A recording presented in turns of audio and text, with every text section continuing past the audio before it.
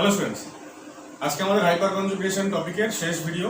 এর আগে আমরা অলরেডি কার্বোক্যাটায়ন, অ্যালকিন এবং ফ্রি রেডিক্যাল তিনটে সিস্টেমেরই কীভাবে তারা হাইপার কনজুগেশনের মাধ্যমে স্টেবিলিটি পায় বা তাই সেই সংক্রান্ত অনেক এক্সাম্পলস আলোচনা করেছিলাম।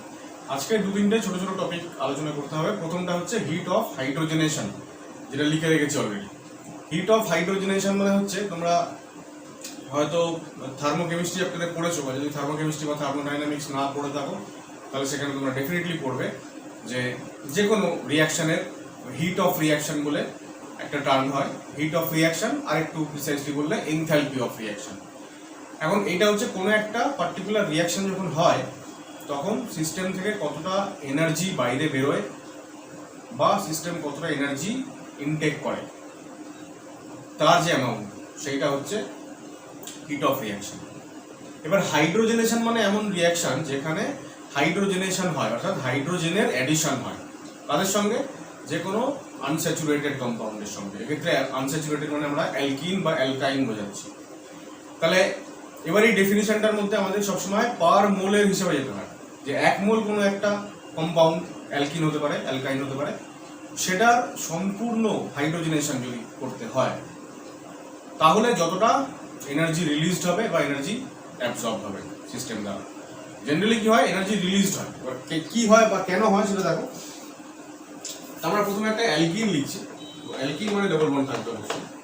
এবার যখন আমরা হাইড্রোজেনের সঙ্গে একটি রিয়াকশন করাই, জেনারেলি হাইড্রোজেন আর একটা ক্যাটালিস্ট ইউজ করা হয়, নিকেল, প্ল্যাটিনাম বা প্যালাডিয়াম এই জাতীয় ক্যাটালিস্ট ইউজ করা হয়। এবার আর হিট করা হয় টেম্পারেচার দেওয়া। কি হয়, সিসি দুটো বন্ড মানে একটা পাই একটা সিগমা, পাই বন্ডটা ব্রেক করে। তাহলে পাই বন্ড যদি ব্রেক করে তাহলে একটা সিগমা বন্ড পড়ে থাকলো, তাহলে প্রত্যেকটা কার্বনের একটা করে ভ্যালেন্সি ফ্রি হয়ে গেল, তিনটে বন্ড হয়েছে, আর একটা দরকার চারটে। এবার কি হয়, ফোর্থ বন্ডটা তৈরি করে কার্বন কার সঙ্গে, হাইড্রোজেনের সঙ্গে। H2 মলিকিউল ব্রেক করে দুটো H অ্যাটম হয়ে যায়, সেই দুটো H অ্যাটম একটা এর সঙ্গে জুড়ে যায়, একটা এর সঙ্গে জুড়ে যায়, এবং আমরা ফাইনালি পেয়ে যাই অ্যালকেন। এটা হচ্ছে একটা অ্যালকেন, ঠিক আছে, এটা অ্যালকেন। এবার এর সঙ্গে কিছু পরিমাণ হিট রিলিজড হয়। হিট যদি সিস্টেম থেকে বাইরে বেরোয়, তাপমোচী যদি প্রক্রিয়া হয় এক্সোথার্মিক, তাহলে আমরা প্লাস হিট লিখি। অলরেডি তোমরা পিরিয়ডিক টেবিল চ্যাপ্টারে পড়েছো যে পুরনো কনভেনশন অনুসারে আমরা এরকম প্লাস হিট লিখি, আর নতুন কনভেনশন অনুসারে কি লিখি দেখো, সেটা বলার জন্য আমি আরেকটা এক্সাম্পল লিখছি। আমি একটু আগেই বললাম যে অ্যালকিন বা অ্যালকাইন দুটোই হতে পারে। তাহলে অ্যালকাইনও কি করে, এইভাবে অ্যালকাইনও এইভাবে হাইড্রোজেনের সঙ্গে রিঅ্যাকশন করে ইন প্রেজেন্স অফ ক্যাটালিস্ট। যেহেতু এখানে দুটো পাই বন্ড আছে, তাই কমপ্লিট রিঅ্যাকশনের জন্য অ্যালকাইন কি করে, দু মোল হাইড্রোজেনের সঙ্গে রিঅ্যাকশন করে। আমরা যে পার্টিকুলার অর্গানিক কম্পাউন্ডটাকে নিয়েছি তাদের কিন্তু এক মোলই নেব, ঠিক আছে। তো প্রথম রিঅ্যাকশনটা যখন হয়, ফার্স্ট টাইম যখন রিঅ্যাকশন হয়, তখন একটা বন্ড ভেঙে গেল, দুটো পাই বন্ডের মধ্যে একটা বন্ড ভেঙে গেল, তার পরিবর্তে দুটো H অ্যাটম এসে এরকম যোগ হয়ে গেল, যেটা আমরা আরেকটা লিখেছিলাম একই রকম। যেহেতু এখানে দুটো পাই বন্ড আছে, সেকেন্ড টাইম আরেকবার রিঅ্যাকশন, তাহলে আরেকবার যদি রিঅ্যাকশন হয়, H2 আমি উপরে লিখলাম, এর উপরে H2 দেওয়া মানে হচ্ছে H2 এর সঙ্গে এর রিঅ্যাকশন। আমরা অর্গানিক কেমিস্ট্রি রিঅ্যাকশন পড়ার সময় এগুলো আমরা ডিটেইলসে জানবো। তো কি হচ্ছে, এইবার একটা বন্ড হয়ে গেল, আর একটা সেকেন্ড যে পাই বন্ড সেটা ভেঙে গেল, আর এই দুটো H তো ছিলই, আরো দুটো H এখানে যোগ হয়ে গেল, একটা প্রত্যেকটা কার্বনে একটা একটা করে। ফাইনালি এটা হয়ে গেল অ্যালকেন, ঠিক আছে। আমরা যদি ওভারঅল রিঅ্যাকশন লিখি, ওভারঅলটা কেন লিখছি, কারণ ওই হিটের সিম্বলটা বোঝানোর জন্য। তাহলে অ্যালকাইন 2 মোল H2 এর সঙ্গে রিঅ্যাকশন করলো, 1 mole alkyne in presence of catalyst আর ডেল্টা মানে হিটিং। তো তৈরি হয়ে গেল হচ্ছে সি। দেখো এই কার্বনের সঙ্গে দুটো করে H আছে, তাহলে অ্যাকচুয়ালি এই ছবিটা একটু ভুল করেছি আমি, এখানে একটা বন্ড হবে, একটা করে বন্ড হবে। তো একটা বন্ড দিয়ে আমি ডিরেক্টলি CH2 লিখে দিচ্ছি, CH2 এটা তৈরি হয়ে গেল, এটা হচ্ছে অ্যালকেন। তো আমরা একটু বললাম যে ওল্ড কনভেনশন অনুসারে আমরা প্লাস হিট লিখি, আর নিউ কনভেনশন অনুসারে আমরা এরকম লিখি যে কমা দিয়ে delta H less than 0, delta H negative. যদি তাপমোচী বিক্রিয়া হয় ডেল্টা H নেগেটিভ হয়, পিরিয়ডিক টেবিল চ্যাপ্টারে ডিটেল বুঝিয়েছি কেন। যদি ভুলে গিয়ে থাকো তাহলে একটু দেখে নাও না। এবার কথা হচ্ছে যে হিট রিলিজড হচ্ছে বা তাপ মুচি এমনটাই কেন হচ্ছে, উল্টোটা কেন হচ্ছে না, তাপগ্রাহী বিক্রিয়া এটা হচ্ছে না কেন, এন্ডোথার্মিক কেন হচ্ছে না? তার কারণ হলো দেখো যে বন্ডগুলো ভাঙছে সেগুলো হচ্ছে পাই বন্ড, দুর্বল বন্ড ভাঙছে, আর তৈরি হচ্ছে CH সিগমা বন্ড। তো সিগমা বন্ড যদি তৈরি হয়, অনেক স্ট্রং বন্ড তৈরি হচ্ছে, তাহলে বন্ড যদি স্ট্রং হয় তাহলে মলিকিউলটা স্ট্রং হয়ে গেল, আগের থেকে অনেক বেশি স্টেবল হয়ে গেল।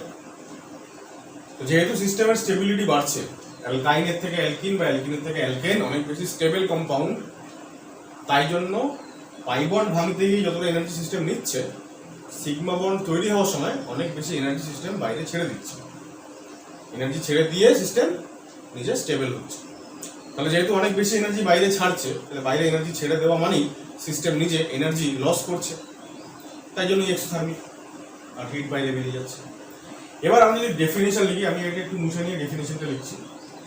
তাহলে ডেফিনেশন আমরা এরকম লিখতে পারি যে হিট অফ হাইড্রোজেনেশন সংক্ষেপে লিখলাম is the amount of energy released, যতটা এনার্জি বেরোচ্ছে বাইরে, when 1 mole of an unsaturated compound reacts with hydrogen।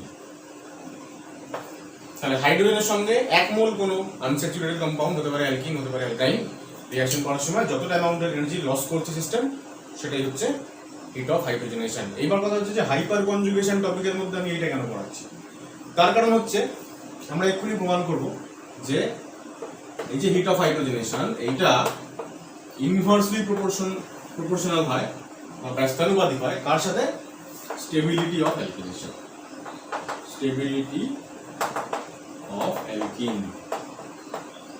এর সাথে। জেনারেল এক্সেপশন কিছু আছে অবশ্যই, কিন্তু এটা হচ্ছে জেনারেল ট্রেন্ড। এবার এই যে হিট অফ হাইড্রোজেনেশনটা স্টেবিলিটির সঙ্গে ব্যস্তানুপাতিক, আমরা অলরেডি এটা প্রমাণ করেছি যে যত নাম্বার অফ আলফা হাইড্রোজেন বেড়ে যাচ্ছে তত স্টেবিলিটি বাড়ছে।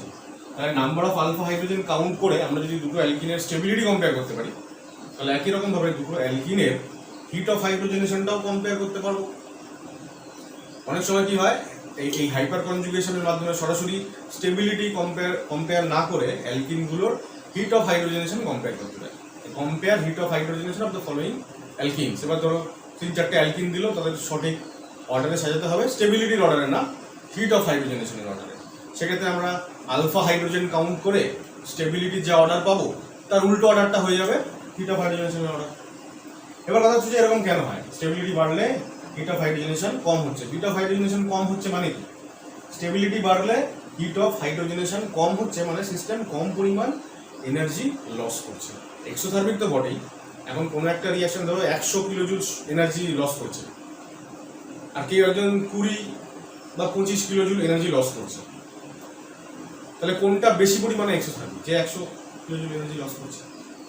তাহলে যে বেশি এনার্জি লস করবে তার স্টেবিলিটি কম হবে, আর যে কম এনার্জি লস করবে তার হচ্ছে স্টেবিলিটি বেশি হবে।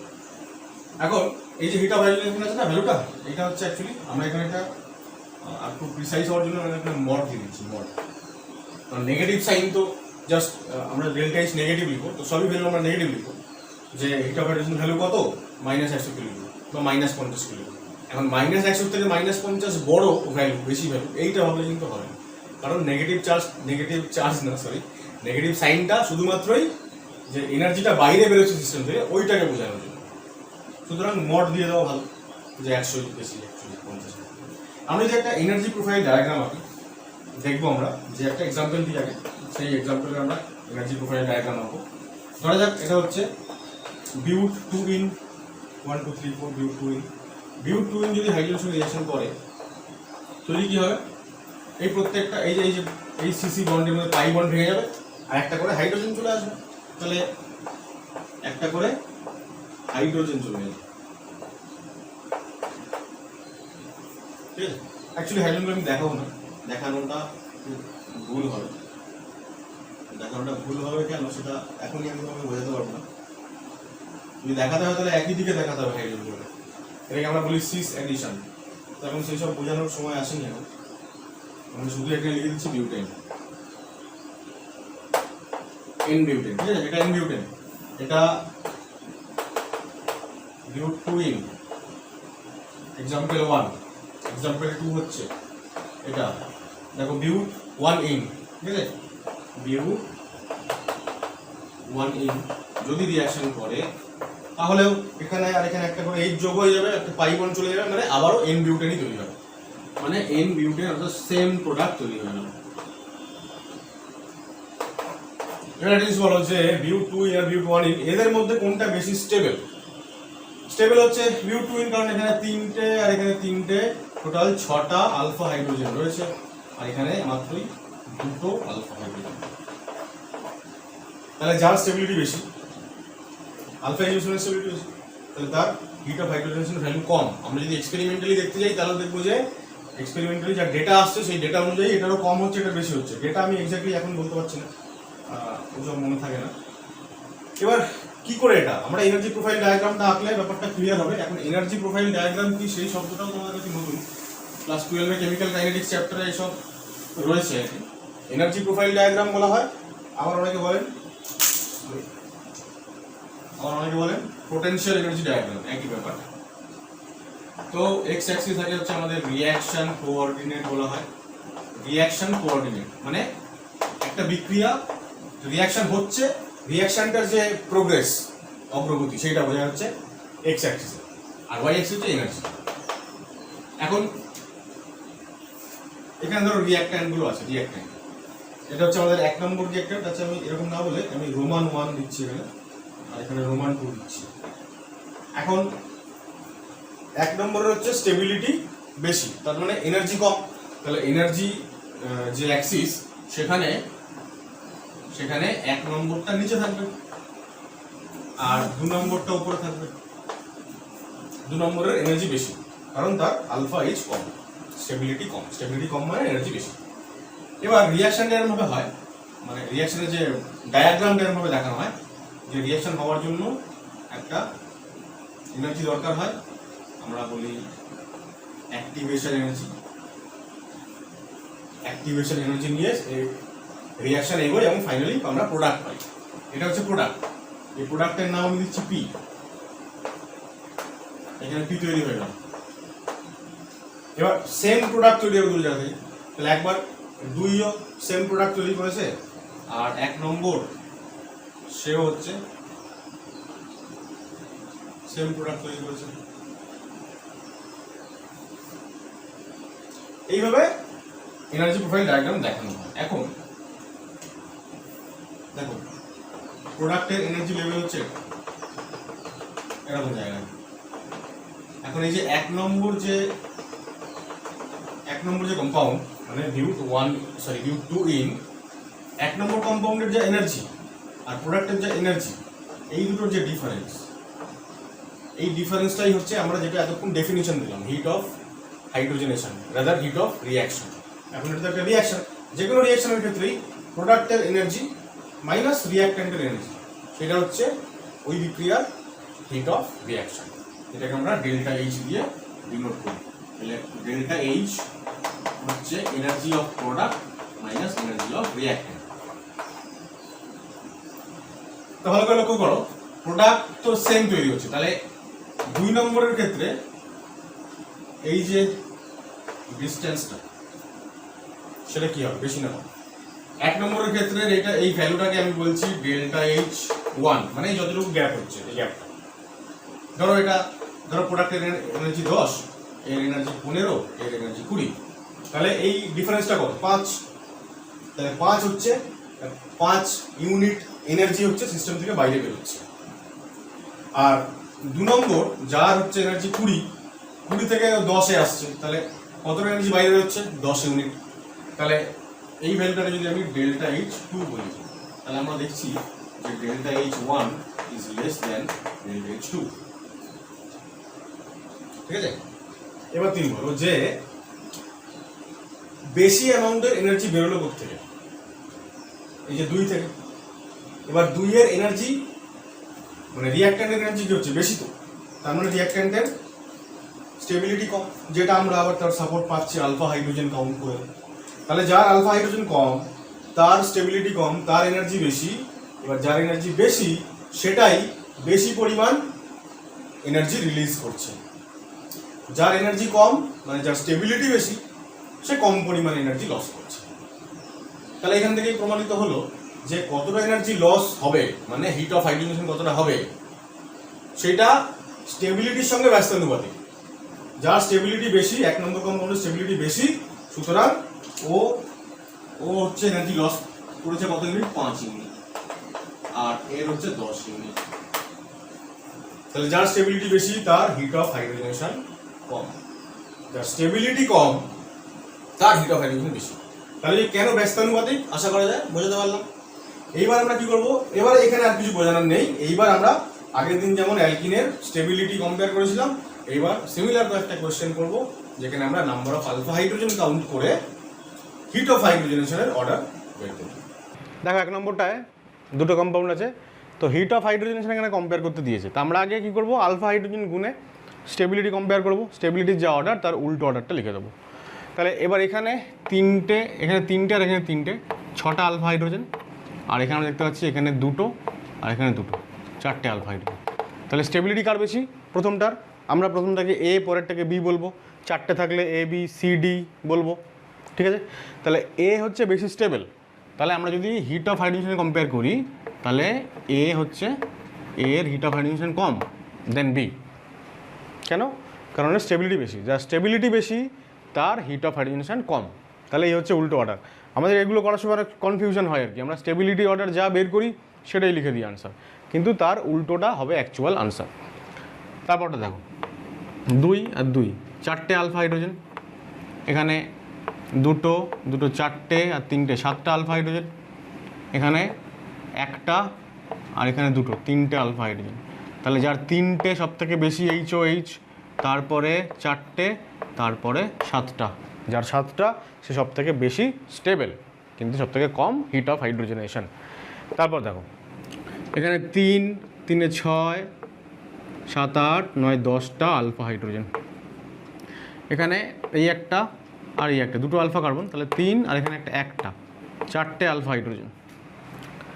তারপরেরটা দেখো 2টো আর এখানে একটা, তাহলে 3টে আলফা হাইড্রোজেন।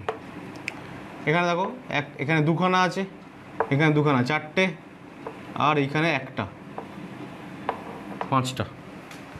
তাহলে হিট অফ হাইড্রোজেনেশন সব থেকে বেশি কার, সি। তাহলে সি বি ডি এ, ঠিক আছে। লেখার জায়গা এখানে নেই কোথাও, আমি এইখানে লিখছি। সি এর সব থেকে বেশি, তারপরে বি, তারপর ডি আর তারপরে এ। এই হচ্ছে হিট অফ হাইড্রোজেনেশনের অর্ডার, স্টেবিলিটি অর্ডার উল্টোটা। আচ্ছা এখানে 3টে 6টা আর এখানে 3টে, 9টা আলফা হাইড্রোজেন। এখানে এই একটাই মাত্র আলফা কার্বন, তার মানে একটা আলফা হাইড্রোজেন আছে এখানে। আর এখানে 2টো আলফা কার্বন, তাহলে 3 আর 2 এ 5খানা আলফা হাইড্রোজেন। তাহলে আলফা হাইড্রোজেন কম মানে স্টেবিলিটি কম, তার মানে এইচ ম্যাক্সিমাম, তাহলে বি সি এ। এই হয়ে গেল অর্ডার, স্টেবিলিটি অর্ডারের জাস্ট অপোজিট। এখানে দেখো 1, 2, 3, 4টে আলফা কার্বন, তার মানে 8টা আলফা হাইড্রোজেন। আর এখানে 1, 2, 3টে আলফা কার্বন, তাহলে 2, এখানে একটা আলফা হাইড্রোজেন, 3টে, এখানে 2টো, 5টা। তাহলে এ লেস দেন বি, বা সরি ভুল করলাম, বি এর হচ্ছে 5টা, তাহলে বি এর হিট অফ হাইড্রোজেন বেশি, মানে বি গ্রেটার দেন এ আর কি, ঠিক আছে। তারপর এটা দেখো এই পাই বন্ডের সাপেক্ষে এখানে 3টে, এখানে 3টে, 6টা আলফা হাইড্রোজেন, আর এখানে মাত্রই 2টো আলফা হাইড্রোজেন। তাহলে যার আলফা হাইড্রোজেন কম তার হিট অফ হাইড্রোজেনেশন বেশি। এবার এখানে দেখো বোঝাই যাচ্ছে যে এই ডাবল বন্ডের রেসপেক্টে 1, 2, 3, 4টে আলফা কার্বন, এবং চারটেতেই 3টে করে, মানে 12খানা আলফা হাইড্রোজেন। আর এখানে এই একটা আর এই একটা, তাহলে এখানে একটা, এখানে 3টে, 4টে আলফা হাইড্রোজেন, তাহলে অবশ্যই বি এর এইচ অনেক বেশি দেন এ। ঠিক আছে, পরটা দেখো, আলফা কার্বন এই একটা, তাহলে 4টে আলফা হাইড্রোজেন, এখানে এই একটা কটা বলতো, 4টে, এখানেও 4টে আলফা হাইড্রোজেন। এবার কী করবো? এবার আমরা অলরেডি আগের দিন পড়েছিলাম যে এখানে যদি একটাই কার্বন যদি ব্রাঞ্চিং অনেক বেশি হয়, আমরা একটা আইসোবিউটিন দিয়ে এক্সাম্পল করেছিলাম। আইসোবিউটিনের সঙ্গে আমাদের ছিল ট্রান্স বিউটুইন, তা এটা একটা ট্রান্স কম্পাউন্ড, খালি বিউটের জায়গায় এখানে 1 2 3 4 5 6টা কার্বন। ঠিক আছে, এখানেও তাই 1 2 3 4 5 6, মানে আমরা এখন লিখছিলাম ওখানে আইসোবিউটিন, এখান থেকে মুছে নিচ্ছি। আইসোবিউটিনের ক্ষেত্রে ছিল এরকম, মানে একটা মিথাইল গ্রুপ এখানে ছিল, আর এখানে মিথাইলের বদলে একটা ইথাইল গ্রুপ আছে, মানে দুদিকে ইথাইল গ্রুপ আছে। আর ট্রান্স 2 বিউটিনেও তাই, একটা মিথাইল আর একটা মিথাইল ছিল, তাই এই কম্পাউন্ডে মিথাইলের জায়গায় একটা ইথাইল আছে, মানে একটা ইথাইল গ্রুপ একটা ইথাইল গ্রুপ, ডাবল বন্ডের দুদিকে।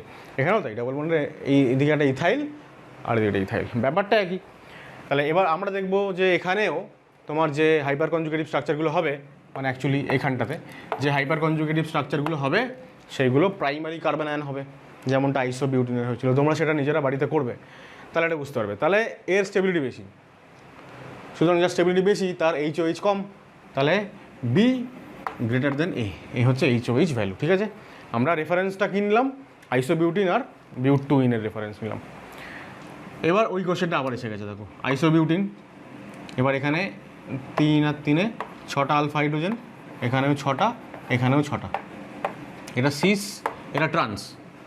তাহলে সবথেকে বেশি স্টেবল হচ্ছে আইসোবিউটিন, তারপরে ট্রান্স টু বিউটিন, তারপরে সিস টু বিউটিন। সুতরাং এইচওএইচ অর্ডার হবে সবথেকে বেশি হচ্ছে সিস কম্পাউন্ডের, তারপরে ট্রান্সের, আর সিস কম্পাউন্ড তো বি সি, তারপরে এ। ঠিক আছে, এ হচ্ছে মোস্ট স্টেবল, তাই জন্য ওর এইচওএইচ ভ্যালু সবথেকে কম। আচ্ছা, এবার 10 11 এইগুলো একটু এক্সেপশনাল কেস, আমরা যদিও এর মধ্যে কয়েকটা এক্সাম্পল গত ভিডিওতে করেছিলাম, নিশ্চয়ই তোমাদের চেনা লাগবে। আমি এই জায়গাটা একটু মুছে দিই খালি। তো 10 নম্বরটা, 10 আর 11টা বিশেষ করে এই দুটো একটু এক্সেপশনাল, মানে এগুলো একটু অন্যরকমভাবেই তোমরা মনে রাখবে, এমন স্টার চিহ্ন দিয়ে দাও। 10 এবং 11 খুব ইম্পর্টেন্ট। তো 10এরটা দেখো, প্রথম কথা হচ্ছে আমি এখানে একটা জিনিস লিখতে ভুলে গেছি। আমি যখন ডেফিনিশান বললাম বা এনার্জি প্রোফাইল ডায়াগ্রাম বললাম, হিট অফ হাইড্রোজেনেশন স্টেবিলিটির সঙ্গে ইনভার্সলি প্রপোর্শনাল, ব্যস্তানুপাতিক, এইটুকু বোঝা গেল। কিন্তু ওটা ছাড়াও আর একটা ফ্যাক্টর আছে যার উপরে হিট অফ হাইড্রোজেনেশন ডিপেন্ড করে, সেটা হচ্ছে একটা কম্পাউন্ডে কতগুলো পাই বন্ড আছে সেটা আগে দেখতে হবে। কারণ হাইড্রোজেনেশন মানে হাইড্রোজেনের সঙ্গে কার রিয়াকশন হবে, পাই বন্ডের রিয়াকশন হবে।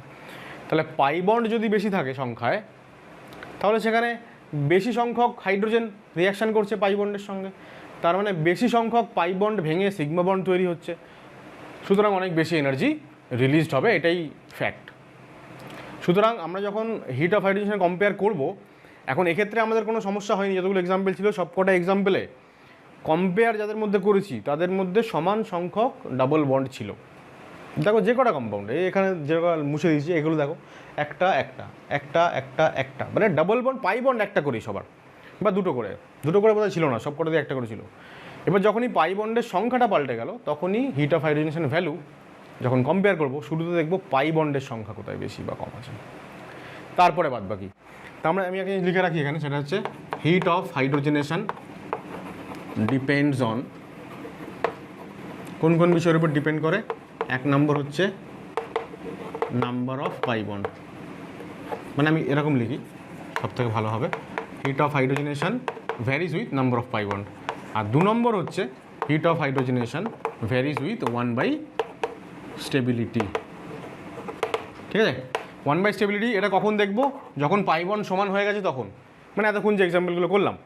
এবার আমরা এখানে দেখছি পাই বন্ড আলাদা আলাদা আলাদা, তাহলে একটা পাই বন্ডকে রিয়াকশান করালে যত এনার্জি রিলিজ হবে, তার থেকে 2টো পাই বন্ড রিয়াকশান করলে বেশি এনার্জি রিলিজ হবে, সুতরাং হিট অফ হাইড্রোজেনেশন বেশি হবে। তাহলে এটা অবভিয়াস যে এ বি আর সি এর মধ্যে হিট অফ হাইড্রোজেনেশন এই ক্ষেত্রে বি এর অবশ্যই বেশি হচ্ছে কার থেকে, সি এর থেকে, কারণ বেশি সংখ্যক এখানে পাই বন্ড ভাঙতে হচ্ছে। তাহলে বেশি পাই বন্ড ভেঙে বেশি সিগমা বন্ড তৈরি হচ্ছে, সুতরাং বেশি এনার্জি রিলিজ হচ্ছে, তাই এইচওএইচ ভ্যালু বেশি।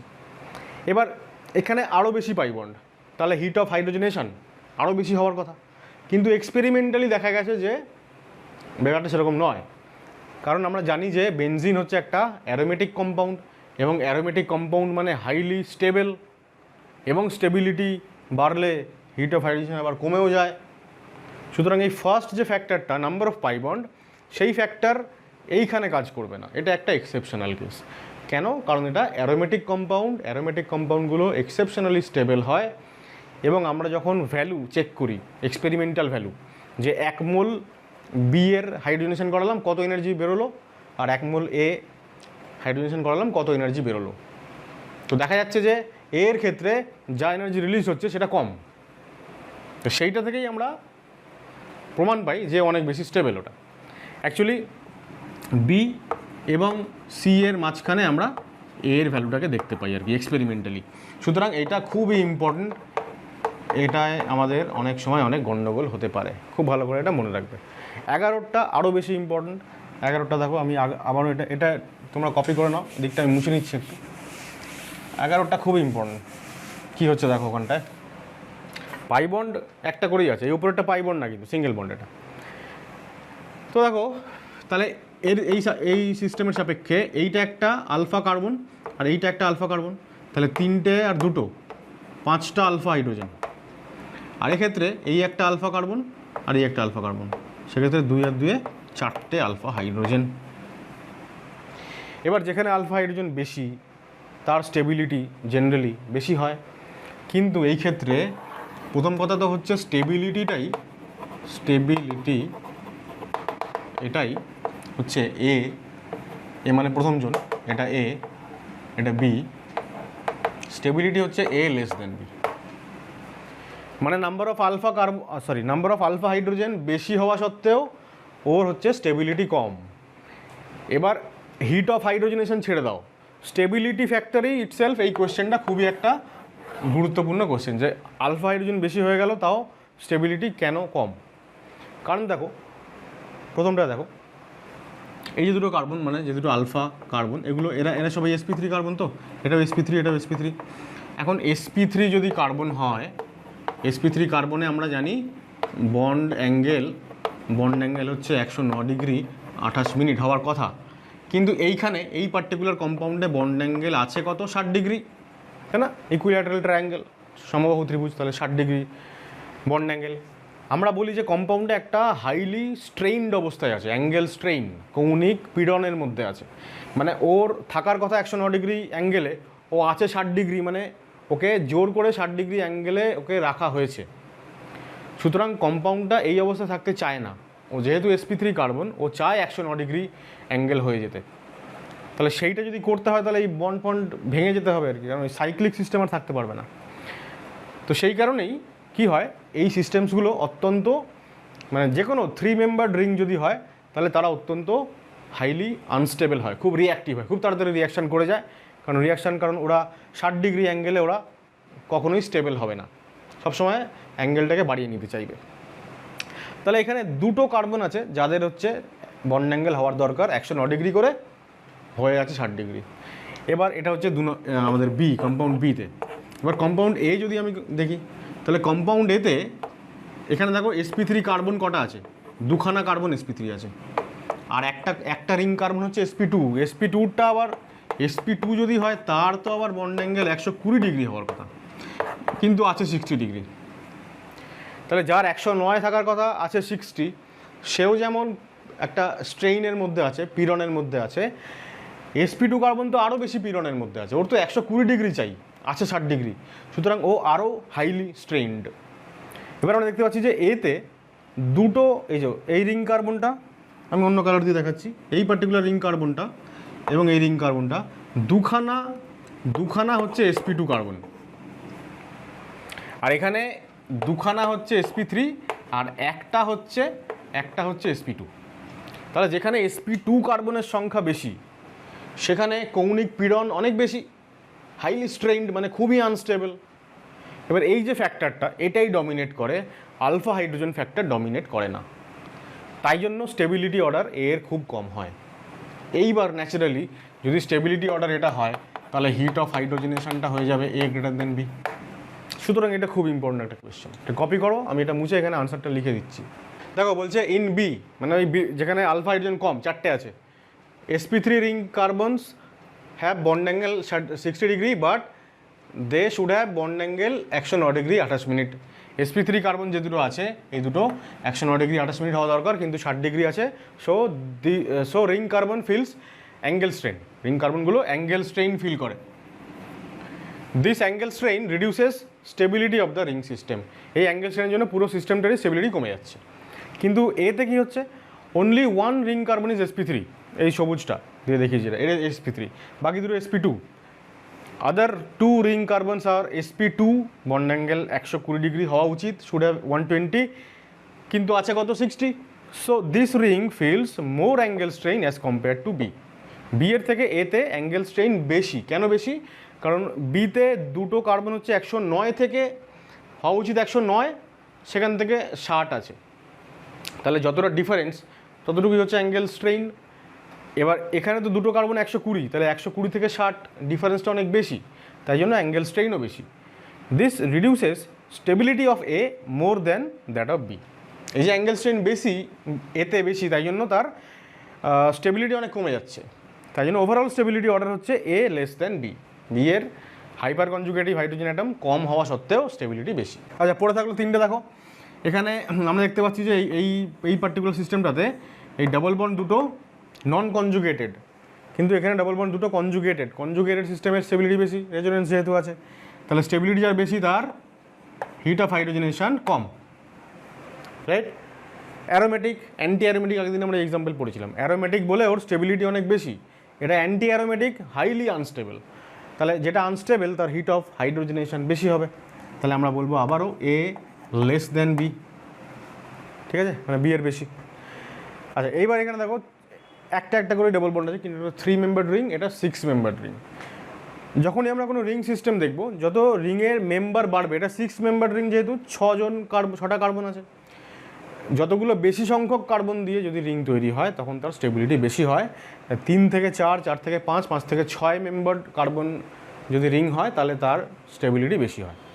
কিন্তু 6 থেকে আবার 7 মেম্বার রিংয়ের স্টেবিলিটি কম হয়। স্টেবিলিটি অফ রিং সিস্টেমের স্টেবিলিটি আমরা পড়ব 3 মেম্বারের থেকে 4 মেম্বারের বেশি, তার থেকে হচ্ছে 5 মেম্বার, তার থেকে বেশি 6 মেম্বার রিং, কিন্তু 6 মেম্বারের থেকে 7 মেম্বার রিংয়ের স্টেবিলিটি কম। কিন্তু এক্ষেত্রে আমাদের 6 আর 3, সুতরাং 6 মেম্বার রিংয়ের স্টেবিলিটি বেশি, হাইড্রোজেনেশন হিট অফ হাইড্রোজেন কম, তাহলে এ লেস দেন বি। ঠিক আছে, কপি করো। আচ্ছা, এবার একটা ছোটো topic, hyper conjugation in toluene. যদিও টলুইনটা মানে অ্যালকিনের যা হাইপার কনজুগেশন যেরকম হয় একই রকম, স্টিল আমরা আলাদা একটা হেডিং করে ছোটো করে একটুখানি পড়ে দেখি। So this is toluene. Benzene বলা হয় যদি একটা মিথাইল গ্রুপ থাকে, মিথাইল বেনজিন বলে বা টলুইন বলে এটাকে। এবার এই যে 3টে এইচ আছে, এই 3টে এইচকে আমরা অ্যাকচুয়ালি আলাদা করে দেখাতে হবে অ্যাকচুয়ালি আমাদের। তাহলে এই যে পাই বন্ড, এই পাই বন্ডের সাপেক্ষে, এই পাই সিস্টেমের সাপেক্ষে এটা আলফা কার্বন, আলফা কার্বনে 3টে হাইড্রোজেন আছে, আলফা কার্বনটা sp3, সুতরাং হাইপার কনজুগেশন হবে। তা ধরা যাক এই যে আমি বন্ড পেয়ারটা দেখালাম, এই বন্ড পেয়ারটা এখানে আসবে আর পাই বন্ডটা খুলে যাবে। তাহলে যেটা হয় আর কি, pi bond convert sigma bond convert হয়ে যাবে পাই বন্ডে, আর পাই বন্ড কনভার্ট হয়ে যাবে এখানে লোন পেয়ারে। তাহলে পাই বন্ড থেকে লোন পেয়ারটাকে আগে দেখিয়ে দিই, এটাকে একই রকম রেখে লোন পেয়ার হয়ে গেল, এই সিগমা বন্ড হয়ে যাবে পাই বন্ড, কার্বন হয়ে গেল, ওপরে একটা এইচ আছে, এদিকে একটা এইচ আছে, ডান দিকের এইচটা হয়ে যাবে এইচ প্লাস এবং নো বন্ড। এই হয়ে গেল হাইপার কনজুগেশন। এইবার যে কাজটা এই হাইড্রোজেন করেছে সেই একই কাজ এও করবে। তার মানে আমরা আরও দুটো হাইপার কনজুগেটিভ হাইড্রোজেন অ্যাটম পাবো। রিংটাতে কিছু হবে না, রিংটা এই যা আছে সেমই থাকলো। এইচ উপরে ধরো এইচ প্লাস, এদিকে এইচ, আর একটা হবে এরকম, এখানে নেগেটিভ চার্জ থাকলো, উপরটাতে এইচ প্লাস হয়ে গেল। এবার না, উপরটাতে এইচ প্লাস করেছি, তাহলে এবার বাঁ দিকেরটাতে এইচ প্লাস হয়ে গেল। তাহলে এই 3টে হয়ে গেল হাইপার কনজুগেটিভ স্ট্রাকচার। এইবার কথা হচ্ছে যে এই প্রত্যেকটা হাইপার কনজুগেটিভ স্ট্রাকচার আবার ইন্ডিভিজুয়ালি প্রত্যেকজন রেজোনেন্স দ্বারা স্টেবিলাইজড হয়। কীরকম দেখো, যে কোনো একটাকে লিখছি, প্রথমটাকেই লিখি। এই যে নেগেটিভ চার্জ এখানে হয়েছে, এবারে এই যে পাই সিগমা নেগেটিভ চার্জ, তাহলে এখানে রেজোনেন্স তো হবেই, তাই না? তো রেজোনেন্স যদি হয় তাহলে পার্শ্ববর্তী যে রেজোনেটিং স্ট্রাকচার সেটা কেমন হবে? এখানে নেগেটিভ চার্জ এলো, আচ্ছা এটা ডাবল বন্ড ছিল, যাই হোক এটা ভুল করেছিলাম। আবারও হবে পাই সিগমা নেগেটিভ চার্জের কনজুগেশন, আবারও আছে, এখানটা নেগেটিভ চার্জ আসবে, তাহলে এইচ সি, এখানে এইচ প্লাস,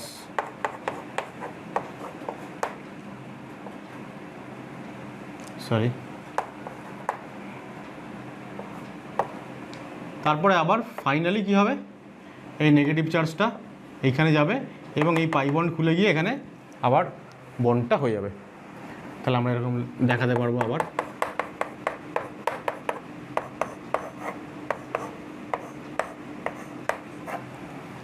ঠিক আছে, তাহলে প্রত্যেকটা হাইপার কনজুগেটিভ স্ট্রাকচার আবার রেজোনেন্স স্টেবিলাইজড। এবার যখন রেজোনেন্স দ্বারা স্টেবিলিটি পাবে তখন দেখো এই টলুইন গ্রুপের সাপেক্ষে অর্থ এবং প্যারা পজিশনে আবার ইলেকট্রন ডেনসিটি বাড়িয়ে দেবে। ঠিক আছে, তাহলে এখানে ধরো মিথাইল, তো 3টে এইচ আছে, যদি এটা ইথাইল হতো তাহলে 2টো এইচ থাকতো, হাইপার কনজুগেটিভ হাইড্রোজেন অ্যাটম 2টো থাকতো। তো একটা থাকুক, 2টো থাকুক বা 3টে থাকুক, যাই হোক না কেন, তো যতগুলো আমরা হাইপার কনজুগেটিভ স্ট্রাকচার পাবো তারা আবার রেজোনেন্সের মাধ্যমে অর্থ এবং প্যারা পজিশনে ইলেকট্রন ডেনসিটি বাড়িয়ে দেবে, মেটা পজিশনে কিন্তু কিছু করছে না। এবার এই রকম যে সমস্ত গ্রুপসগুলো বেনজিন বলয়ে ইলেকট্রন ডেনসিটি বাড়িয়ে দেয় আমরা তাদেরকে বলি অ্যাক্টিভেটিং গ্রুপ। আমরা পরবর্তীকালে এগুলো আরও ডিটেলড আলোচনা করব। আপাতত খালি এইটুকু এখানে লিখে রাখি আমরা যে CH3 group increases electron density. CH3 মানে মিথাইল ছাড়া অন্য অ্যালকিল গ্রুপ হলেও হবে, ইথাইল, প্রোপাইল, বিউটাইল, শুধুমাত্র সেই প্রথম কার্বনটাতে একটা এইচ থাকতে হবে, হাইপার কনজুগেশন হতে হবে। ঠিক আছে, আদারওয়াইজ হাইপার কনজুগেশন হবে না, শুধুমাত্রই ইন্ডাকটিভ ইফেক্ট হবে। তাহলে increases electron density at অর্থো and প্যারা পজিশন অফ বেনজিন রিং। ঠিক আছে, CH3 মতন যদি CCl3 হয়, CCl3, আমরা একটুকে টলুইন দেখালাম, বেনজিন বলার সঙ্গে CH3 যুক্ত আছে। এবার আমরা দেখাচ্ছি CH3 না হয় CCl3। এবার এটা একটা স্পেশাল কেস, এখানে কি হয়, এই যে C আর Cl এর মধ্যে যে সিগমা বন্ডটা আছে, Cl অনেক বেশি ইলেকট্রোনেগেটিভ, হাইলি ইলেকট্রোনেগেটিভ, তাই জন্য ওই সিগমা বন্ড ইলেকট্রন নিজের দিকে টেনে নেয়, আমরা জানি মাইনাস আই ইফেক্ট আছে। এবার সেইটাকে অ্যাসিস্ট করে এই পাই বন্ডটা খুলে এখানে যায়, তখন কি হয়, ও এই সিগমা যে ইলেকট্রন পেয়ারটা যেটাকে ও ইন্ডাকটিভের থ্রু দিয়ে পার্শিয়ালি নিজের দিকে টানছিল, এখন সম্পূর্ণভাবে নিজের দিকে নিয়ে নেবে। এবার তার ফলে কি হবে, তার ফলে যেটা হলো যে এই দুটো বন্ড যা ছিল রাখলাম এরকম, তাহলে এই পাই বন্ডটা খুলে এখানে একটা পাই বন্ড তৈরি হলো, আর এই সিগমা বন্ড ভেঙে গেল, দিয়ে এখানে নেগেটিভ চার্জ হয়ে গেল। এবার এই যে ঘটনাটা ঘটলো টলুইনে যা দেখালাম ঠিক তার রিভার্স। হাইপার কনজুগেশন আমরা কি জানি, সিগমা বন্ড ভেঙে হয় পাই বন্ড ভেঙে হয় লোন পেয়ার। এখানে একটা পাই বন্ড ভেঙে আর একটা পাই বন্ড তৈরি হচ্ছে, আর সিগমা বন্ড ভেঙে গিয়ে লোন পেয়ার তৈরি হচ্ছে, মানে ইলেকট্রন লোন পেয়ার তৈরি হচ্ছে, মানে উল্টো ঘটনা। এবং আমরা জানি যে হাইপার কনজুগেটিভ হাইড্রোজেন অ্যাটম লাগে, অনলি হাইড্রোজেন বা হাইড্রোজেন আইসোটোপ লাগে। এবার এরা তো হাইড্রোজেন নয়, তাও এখানে এরকম হাইপার কনজুগেশনের মতন একটা ঘটনা ঘটলো যেটা অপোজিট ডাইরেকশনে ঘটলো, তাই এটাকে আমরা নেগেটিভ হাইপার কনজুগেশন বা রিভার্স হাইপার কনজুগেশন বলি। এবার একটা জিনিস দেখো, আমি আমার স্ট্রাকচারটা ইনকমপ্লিট রয়েছে অ্যাকচুয়ালি, যদি এই পাই বন্ড ভেঙে যায় এখানে প্লাস চার্জ হবে। এবার এই যে প্লাস চার্জ হলো, আমরা এর আগে যেমন বললাম যে টলুইন থেকে যে হাইপার কনজুগেটিভ স্ট্রাকচারটা পেলাম তারা অর্থ এবং প্যারা পজিশনে ইলেকট্রন ডেনসিটি ইনক্রিজ করেছিল, নেগেটিভ চার্জ আসছিল। এখানে দেখো পজিটিভ চার্জ, তার মানে অর্থ পজিশনে এবং অবভিয়াসলি প্যারা পজিশনে ইলেকট্রন ডেনসিটি কী হবে, কমে যাবে, তাই তো। পাই সিগমা প্লাস চার্জ মানে কনজুগেশন হবে, কনজুগেশনের মাধ্যমে সিএল সিএল, এখানে সিএল মাইনাস, এইখানে প্লাস চার্জ হয়ে যাবে। এবার প্লাস চার্জটা আবার তারপরে এখানে যাবে এবং তারপরে আবার ফাইনালি প্রথম স্ট্রাকচারটা পাবো। তাহলে রিভার্স হাইপার কনজুগেশন কী হচ্ছে, অনেক সময় এটাকে রিভার্স হাইপার কনজুগেশনটাকে মাইনাস এইচ দিয়ে ডিনোট করা হয়, মাইনাস এইচ এফেক্ট। তো যেটা বললাম যে রিভার্স হাইপার কনজুগেশনে বেনজিন বলয়ের অর্থ এবং প্যারা পজিশনে ইলেকট্রন ডেনসিটি কমে যায়, যেটা টলিনের ক্ষেত্রে ইনক্রিজ হচ্ছিল। তাহলে আমরা এখানে লিখে রাখি এক লাইন যে ইন নেগেটিভ হাইপার কনজুগেশন, আমরা এটা অনেক সময় মাইনাস এইচ এফেক্টও বলি।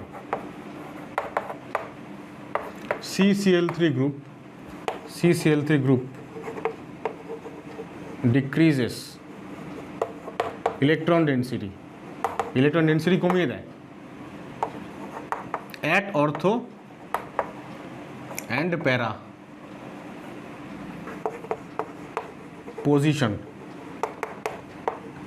in benzene ring, বেনজিন রিংয়ের অর্থ এবং প্যারা পজিশনে ইলেকট্রন ডেনসিটি কমিয়ে দেয়। আমরা এই ধরনের গ্রুপকে বলি ডিঅ্যাক্টিভেটিং গ্রুপ। এবার এই অ্যাক্টিভেটিং ডিঅ্যাক্টিভেটিং এই সমস্ত নিয়ে আমরা ডিটেলড আলোচনা পরে করবো, এখন না। আপাতত আমরা কী করব, আমাদের হাইপার কনজুগেশনের আলোচনা প্রায় শেষ। এইবার এই কতগুলো এক্সাম্পল এরকম দেবো যেখানে বেনজিন রিংয়ের সঙ্গে কিছু গ্রুপস থাকবে। এবার তাদের কম্পেয়ার করবো যে কারা বেনজিন বলয়ের ইলেকট্রন ডেনসিটি কতটা ইনক্রিজ করছে বা কতটা ডিক্রিজ করছে, তার কম্প্যারিজন। এইটুকু আগে কপি করো। দেখো অল্প কয়েকটা কোয়েশ্চেন আছে। Compare electron density at benzene ring. এবার ইলেকট্রন ডেনসিটি ইনক্রিজ করে কারা, যে কোনো যদি কোনো গ্রুপ ইলেকট্রন ডোনেট করে বেনজিন রিংকে, তাই তো। যেমন হাইপার কনজুগেশন, যেমন plus M effect, plus I effect even. কিন্তু যদি কোনো মাইনাস এফেক্ট হয়, মাইনাস এফেক্ট ইলেকট্রন উইথড্রয়িং যদি কেউ হয়, তাহলে সে রিং থেকে তো ইলেকট্রন ডেনসিটি নিজের দিকে টেনে নেবে, ফলে সে তো আর ইলেকট্রন ডেনসিটি ইনক্রিজ করতে পারবে না। আমরা কম্পেয়ার করতে পারবো এটার উপর ভিত্তি করে। তাহলে এই যে আলফা কার্বন, এই আলফা এটা একটা সিঙ্গেল দাগ, মানে এটা মিথাইল গ্রুপ আছে। মিথাইল মানে 3টে হাইপার কনজুগেটিভ হাইড্রোজেন অ্যাটম আছে। তাহলে 3টে হাইপার কনজুগেটিভ হাইড্রোজেন অ্যাটম এখানে আছে। এবার এই কার্বনটায় একটা দুটো 3টে বন্ড দেখা যাচ্ছে, মানে একখানা হাইপার কনজুগেটিভ হাইড্রোজেন অ্যাটম আছে, আলফা এইচ অ্যাকচুয়ালি কাউন্ট করে নিচ্ছি। এটাতে দুটো আছে, এইটাতে 0, একটাও নেই। তাহলে যত বেশি হাইপার কনজুগেটিভ হাইড্রোজেন অ্যাটম তত বেশি হাইপার কনজুগেটিভ স্ট্রাকচার, তত বেশি হাইপার কনজুগেটিভ স্ট্রাকচারগুলো থেকে আবার ফার্দার রেজোনেন্স স্টেবিলিটি।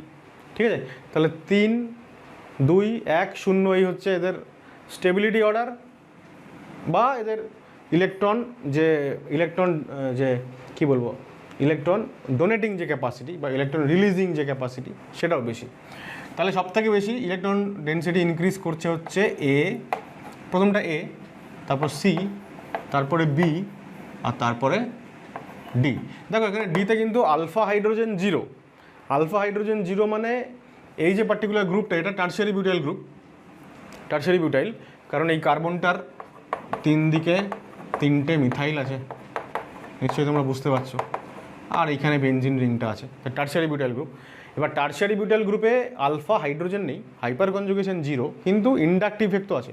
তো ইন্ডাকটিভ দিয়ে ও খানিকটা ইলেকট্রন তো রিলিজ করতেই পারে পার্শিয়ালি। তো ইলেকট্রন ডোনেটিং ক্যাপাসিটি মানে বেনজিন বলয়ের ইলেকট্রন ডেনসিটি ইনক্রিজ করার যে ক্যাপাসিটি, সেটা এর আছে, কিন্তু সবার থেকে কম। আলফা এইচ 0 মানে একেবারে ক্যাপাসিটি নেই, 0 একেবারে ইলেকট্রন ডোনেটিং ক্যাপাসিটি, তা কিন্তু নয়। ঠিক আছে, তারপর দেখো, এবার আমরা অলরেডি জেনেছি যে CH3-র হাইপার কনজুগেশন বেশি হয়, CH বন্ড লেংথ বেশি, বন্ড এনার্জি কম, তাড়াতাড়ি বন্ড ভাঙতে পারে, তাই জন্য ওর হাইপার কনজুগেশনের ইফেক্ট সবথেকে বেশি, তারপরে CD3, তারপরে CT3। তাহলে যার হাইপার কনজুগেশনের ইফেক্ট বেশি, সেই ইলেকট্রন ডেনসিটি তত বেশি করে বৃদ্ধি করবে। তাহলে A, B, C এই হচ্ছে আবারও অর্ডার। পরের দুটো এক্সাম্পলে আমি শুধুমাত্রই হাইপার কনজুগেশনের উপর ডিপেন্ড না করে অন্য গ্রুপও এনেছি। দেখো OH গ্রুপের আমরা জানি প্লাস M এফেক্ট আছে, প্লাস M এফেক্ট, আর এদের হচ্ছে plus H effect, plus H। তাহলে কোন এফেক্টে কোন এফেক্টের কী বলবো, মানে প্রভাব অনেক বেশি, অবশ্যই প্লাস এম এফেক্টের প্রভাব বেশি। তাহলে প্লাস এম দিয়ে কেউ হচ্ছে ইলেকট্রন ডোনেট করছে না, অক্সিজেন এখানে লোন পেয়ার দিয়ে ইলেকট্রন ডোনেট করছে, আর এটা শুধু হাইপার কনজুগেশন করছে। হাইপার কনজুগেশন থেকে রেজোনেন্স বা মেসোমেরিক এফেক্ট অনেক বেশি এফেক্টিভ। তাহলে এই এফেক্টের সাহায্যে বেঞ্জিন বলয়ের ইলেকট্রন ডেন্সিটি অনেক বেশি পরিমাণে বাড়ানো যায়। এখানে প্লাস এইচ অনলি, এটা হচ্ছে মাইনাস এম এফেক্ট।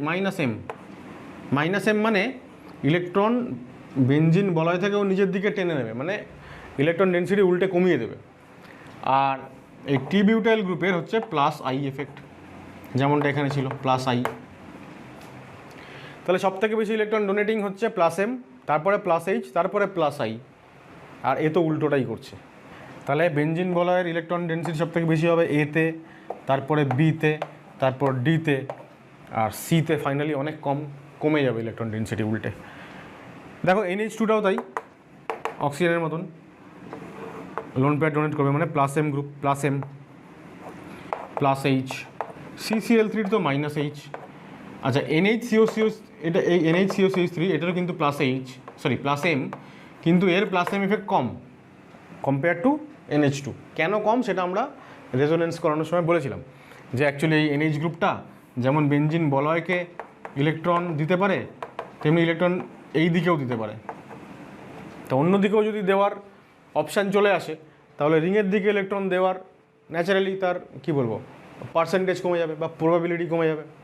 সুতরাং প্লাস এম এফেক্টের তীব্রতা কমে যাবে।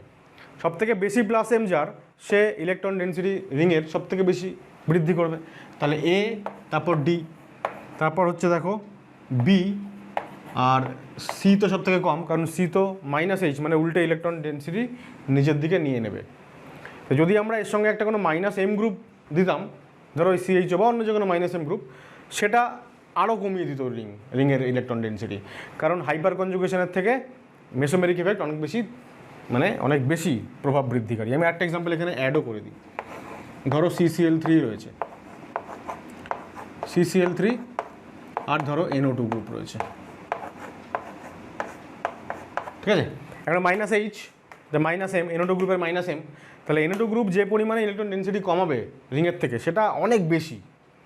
মাইনাস এইচের প্রভাব কম, মাইনাস এমের প্রভাব বেশি। তাহলে ইলেকট্রন ডেন্সিটি বেশি পরিমাণে কমে গেল কোথায়? নাইট্রোবেঞ্জিনে। তাহলে ওভারঅল ইলেকট্রন ডেন্সিটি বেশি হবে এখানে, আর নাইট্রোবেঞ্জিনে ওভারঅল ইলেকট্রন ডেন্সিটি অনেক কম হবে। ঠিক আছে, আশা করা যায় বোঝানো গেল। আচ্ছা একটা জিনিস আমি বলতে ভুলে গেছি, সেটা হচ্ছে একটুখানি মুছে নিই এই জায়গাটা। আমরা CCl3 গ্রুপ নিয়ে আলোচনা করলাম যখন আমরা মাইনাস এইচ এফেক্ট বলছি, কিন্তু বাদবাকি ধরো CF3, CBr3 এদেরকে নিয়ে আলোচনা করলাম না। অ্যাকচুয়ালি CF3 গ্রুপের যদি কথা বলি, CF3 গ্রুপের কথা যদি বলি, তাহলে CF bond energy is very high. যখন আমরা মাইনাস এইচ আমি যখন এক্সপ্লেন করলাম, আমি বললাম যে CCl যে বন্ড আছে, তো Cl হাইলি ইলেকট্রোনেগেটিভ, ও তাই জন্য ইলেকট্রন পেয়ারটাকে পার্শিয়ালি তো নেবেই। এইবার যেহেতু বেনজিন বলয়ের পাই বন্ড ওকে অ্যাসিস্ট করছে, ও এখন পুরোপুরি নিয়ে নেবে রিং এটাকে। এবার যদি এখানে ফ্লুরিন থাকে, ফ্লুরিন তো আরও বেশি ইলেকট্রন নেগেটিভ, তাহলে ওর তো আরোই বেশি ইলেকট্রন পেয়ার নিয়ে নেওয়ার কথা ছিল, এবং মাইনাস এইচ এফেক্ট আরও বেশি পরিমাণে হওয়ার কথা ছিল। কিন্তু CF বন্ড যেহেতু অনেক স্ট্রং, সেই বন্ড ভাঙা খুব মুশকিল, যার জন্য CF3 group minus H effect দেখায় না। আর যদি আমি বলি CBr3, CI3, এদের ক্ষেত্রে কি হয়? এদের ক্ষেত্রে যে CX বন্ড মানে X মানে হ্যালোজেন, মানে এক্ষেত্রে CBr বা CI, এই বন্ডগুলোর ক্ষেত্রে কি হচ্ছে, এদের electronegativity difference is very low.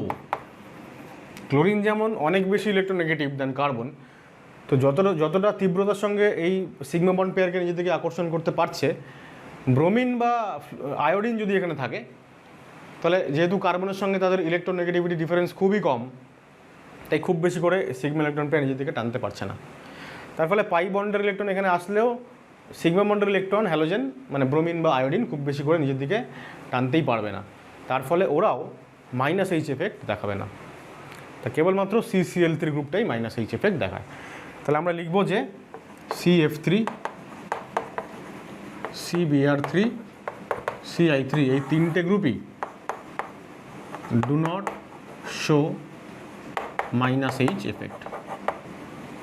এইটা বলে আমরা হাইপার কনজুগেশনটা আজকে কনক্লুড করলাম। আশা করা যায় বোঝাতে পারলাম। তাহলে এইবার হাইপার কনজুগেশন হয়ে যাওয়ার পরে নেক্সট ভিডিওতে আমরা অ্যারোম্যাটিসিটি নিয়ে আলোচনা শুরু করব।